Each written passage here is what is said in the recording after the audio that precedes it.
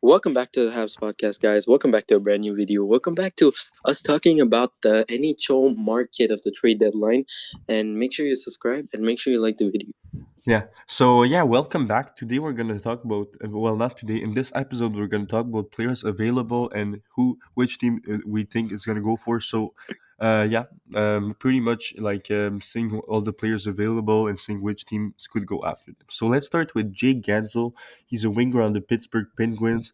He's probably the biggest name. He's the biggest name on the market for sure. He's a clutch playoff performer. He played during the Pens dynasty with Sidney Crosby. He's a 40 goal scorer, just a Yeah, really popular guy in the NHL. So yeah, this it's going to be really interesting. The Penguins they said Kyle Dubas said they're planning on trading him. So where do you think he's going to go? man. I think like where do I think he's gonna go? I think he's gonna go to the Vancouver Canucks.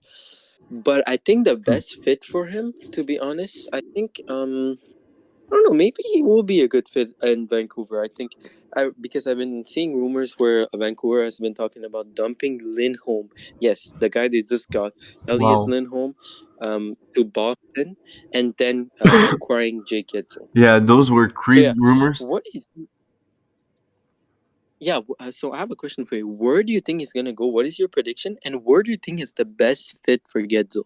Listen, my prediction is the best fit for him. I think the Carolina Hurricanes. I think first of all that's my predictions because like from what I'm seeing, they're the favorites to get him. But second of all, I think it would be an insane fit there because for me the Canes need a playoff clutch performer. You know, they've lost 3 years in a row. Not only have they lost 3 years in a row in the conference final, they got swept 3 years in a row in the conference final. Like it just can't keep happening. You know, and I think like Genzel, he's gonna be a clutch playoff performer. He can score like many goals. He shows up when it matters. But also in general, the Canes they need a goal scorer. Like they have a good defense. They just need guys who can score goals. And I think him playing with Sveshnikov, Aho on the first line, I think is going to be so great for the Carolina Hurricanes. And also, if he's not playing on the second line on the first line, but on the second line, I think it can be really good too. For the depth and all those stuff. So I think Gans was just a perfect fit in Carolina. For me, he's the missing piece to this Carolina Hurricanes team. But like you said, Vancouver Canucks definitely a front runner for him.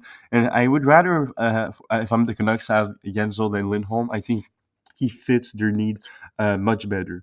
So yeah, but it's gonna be interesting.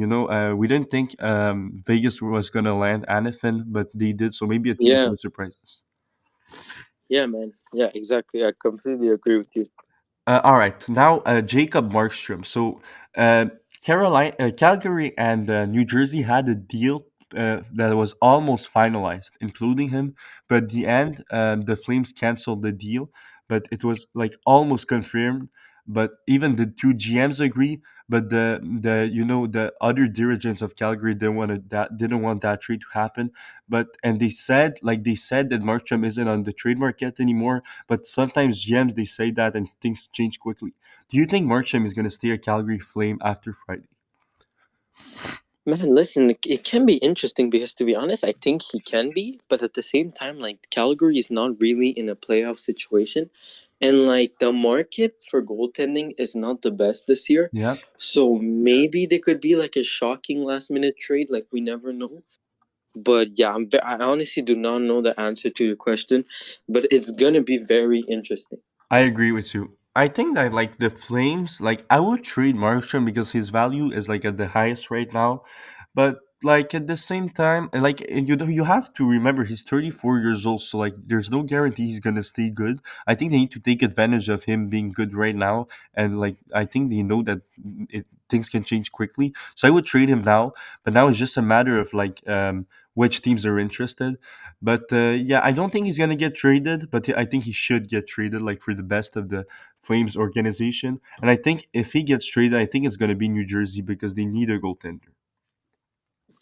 Yeah. Oh, interesting. Yeah, New Jersey will be does have the cap for him, so yeah, it's gonna be interesting. Yeah. So now let's talk about Pavel Buchnevich. So he's like, if he was guaranteed to be traded, he would probably be the second biggest name on the market. But the thing is he's so good. Like it doesn't mean he's gonna be traded, but he's a pending UFA though. You have to remember that. Oh, But yeah, that I is don't true. know, man. I don't know. I heard St. Louis wanted to resign him and that he wasn't on the market, but like still, he's a pending UFA on a team that's probably not going to win the cup. So what do you think?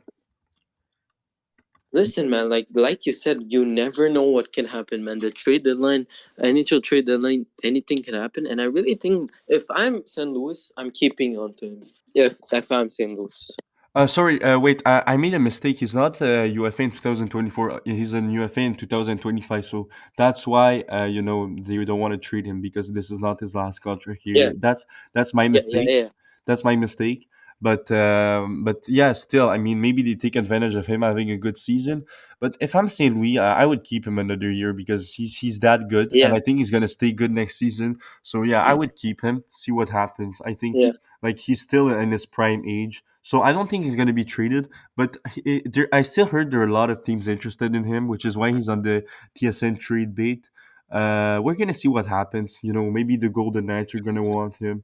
But now with the Anifman trade, I'm not sure they're gonna have the cap space left. But maybe with retentions and things like that, or maybe any other teams it could happen to. yeah. Yeah. So So yeah, now let's move on.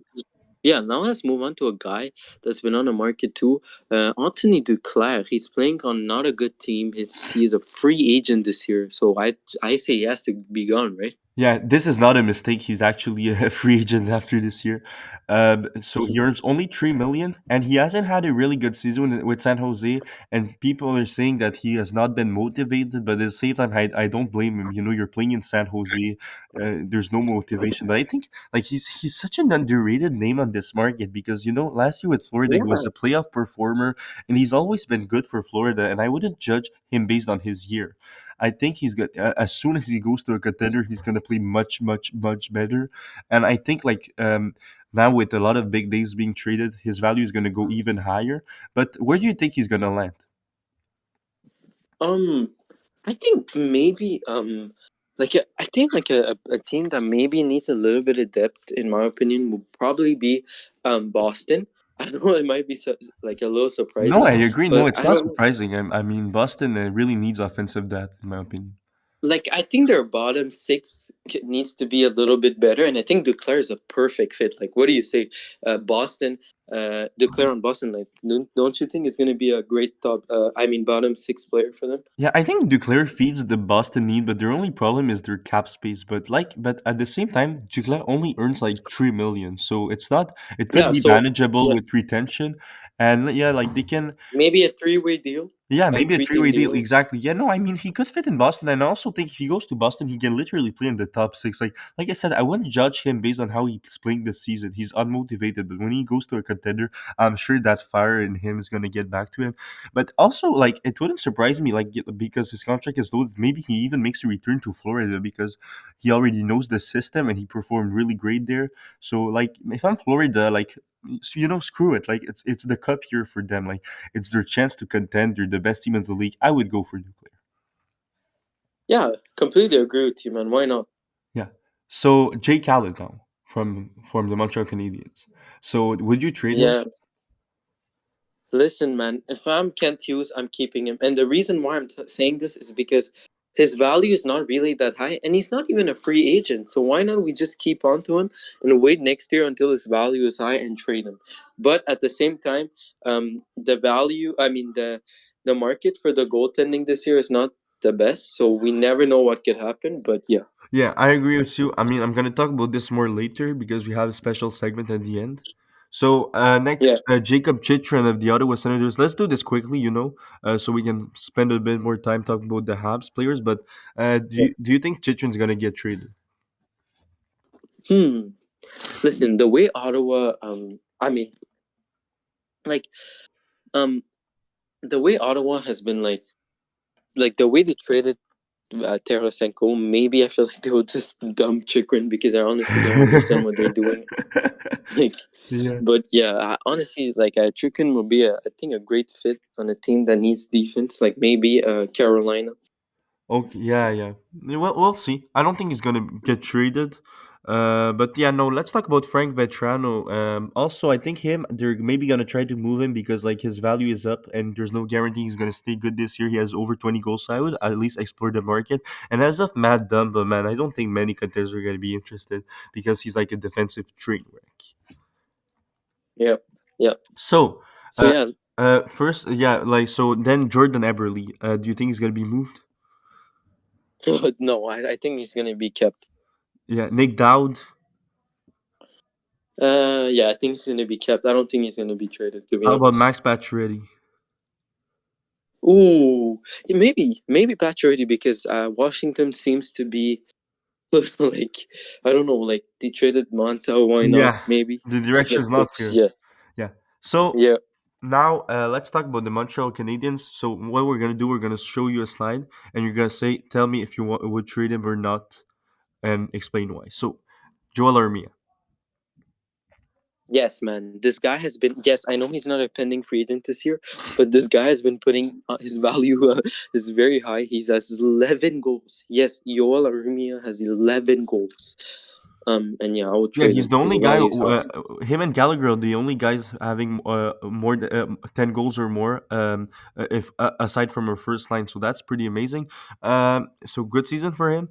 If I'm Montreal, I would say no. I'm not trading him, but I would explore the offers, and if there's any team offering anything, something more than a third round pick, like if there's a team that surprises us and offers a second, I would do it any day of the week because, like you said, his value is really up right now, but at the same time, we can wait. He has one more year left on his contract after this, so maybe if it's like a third, I would take the risk and wait one more year. Yeah. Tanner Pearson. Yes, man. This guy's a free agent this year. Get him out of here for a 7 round pick. I'll be happy, bro. Like, yeah, Yeah, I mean, honestly, yeah, absolutely agree with you. Yes, I would trade him pending free agent. I would wait, see what the best offers are, and then just choose something for him. But yeah, 100%, I agree. He needs to be moved. Josh Anderson. yeah. No, I think I will keep him. His value is not high right now. I think he could be a better player next year. I just think the season is not it, so I would keep him. Yeah. Yeah, I agree with you. I would keep him because like after this year he will still have some term left on his contract. I think this is not the best year for him, so obviously his value is not the highest right now, but I think this guy has great potential, and he if he finds his game, if he can go back to 20 goal form, can still be aggressive, all those things, I think he's going to have a massive value on contender teams, Yeah, but this year is just not yeah, it. So no, I would not be trading. yeah. Mike Madison. Ooh, yes. Well, listen, I'll explore the market for him. Like he's literally like what the top 10 defenseman in points. Yeah, So yeah, if I'll explore for sure the market for Madison for sure. yeah, I agree with you. Yes, I would explore the market for him because right now he's like peak. Like there's no guarantee he's gonna stay that good for the next few seasons. So and also Yeah, like I don't think he's a part of our future or their defensive future. yeah, So let's take advantage yeah, of it while he's good. If you have an offer for a first round pick and more, then just go for it. It's totally worth it, yeah, and it would be pretty good asset management for Hughes because Kent Hughes because he comes from the Petrie trade. David Savard. yeah. Um, if I could only get a first round pick, I'm doing it. If not, I'm keeping it. Exactly. Well said. It's exactly what I would have said. Jake Allen. Ooh, no, like we said, before, his value is not great this year. We'll just keep him on this year. Yeah, exactly. Like you said earlier, like I think like right now this is just not his best season for Jake Allen. He's just not giving us really good hockey. He's not playing like a great backup. He's just playing like a backup. He's been struggling. So like there's absolutely no reason for to trade him. And yes, I understand the three goalie rotation is a bit annoying and it's kind of ruining Primo's development. And this is why I would literally put Allen on waivers like right now because like come on, we can't keep going with three goalies, but at the same time we shouldn't trade him either because his value is not there. And I don't think he would get claimed on waivers with his contract. Yeah, guys. So I hope you guys enjoyed today's video. Make sure you subscribe and make sure you like the video.